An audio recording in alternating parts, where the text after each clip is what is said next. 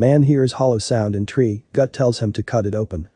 The peaceful silence in the forest was disturbed by the sound of a gas-powered motor with teeth. They had strict orders to cut each tree at the base and let it fall.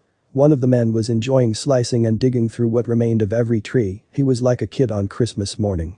But what was he searching for? Lumberjacks knew that they didn't have an action-packed career. But Tony Markins loved the job and he was grateful to have one at all. He felt that his team was like family and that his pay wasn't bad either. Sometimes they would even find something interesting while on the job. Today was one of those days. It was a regular Wednesday morning and he was getting to work like every other day. The breeze was cool on his back and he couldn't have been happier. The smell of pine needles was in the air and it mixed into a strange cocktail when they started their gasoline-powered chainsaws. His ear protection dulled most of the noises, but he could still feel the vibrations from his work. But he had no idea that he was only a few trees away from discovery.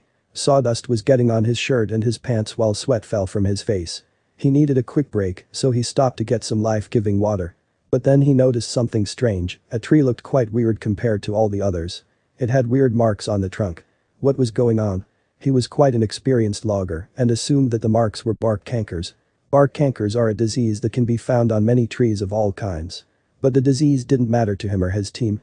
Bark cankers only concern farmers who don't want the rotten trees to fall on their property. Then he examined the tree closer. He hadn't actually ever seen marks quite like these.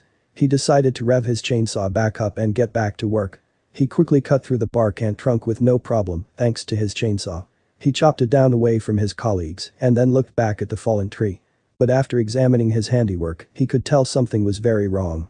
He could see what looked like a large cut through the center of the tree. He could see that the tree had formed a hard protective layer around its old wound. Thankfully he could still tell how old the tree was thanks to its rings. Tony estimated the tree at around 35 years old, then he noticed something in the cut. After looking a bit closer at the wound, he felt his pulse start to race like an Olympic medalist going for gold. He took out his trusty knife and tried to free the object from its tiny hiding place. It was metal, he knew that from the way it shined. He decided to call out to his team to get some much-needed help. Anyone know what this is? He didn't want to get too excited, it probably wasn't anything special, but he always had a curious mind. One of his team members picked the metal object up and felt it in his grasp. He seemed just as perplexed as Tony. Then everyone crowded around to look too, then he got an answer. The gray, gruff worker bent down and chuckled. Everyone stared at him, waiting eagerly for the truth. Someone was bored, he said with an amused grin. Bored? What was going on? How was 30-year-old metal connected to boredom? Feel like cluing in the rest of us? Tony asked. The old man scratched his beard and said, some guys come out here hunting. And if they don't get anything, they get bored and fire at trees. The rest of the group took on the same grin as the old-timer. They were old rounds from a rifle. It might not have been the magical treasure he had hoped for, but it was enough to make him shred the tree down to its roots to see if there were more. Layer by layer, he stripped away the wood. In total, there were 8 rounds lodged in the tree.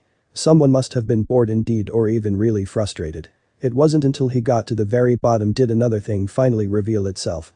The metal casing told him it was not a run-of-the-mill purchase. What was even better was the inside needles still worked. All in all, it was a nice piece of hunting or survival equipment. Can you guess what Tony found?